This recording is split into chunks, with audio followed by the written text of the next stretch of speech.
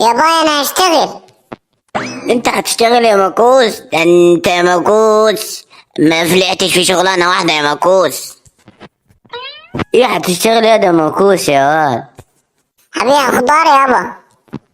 هتبيع خضار؟ طب وريني ازاي هتبيع. بص على ولدك، ده ولدك نابغة، بص هيبيع ازاي. يلا يا طماطم يلا يا بطاطس ومعاي بطيخ يا سكين يا بطيخ. لا تمام ولد، انت تنفع، بس المشكلة في الحريم. الحريم تضحك على الجن الازرق.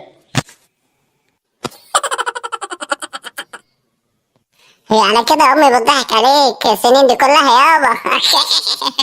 ما تخافش يا بابا، مرتك برضه زي كده هتضحك عليك.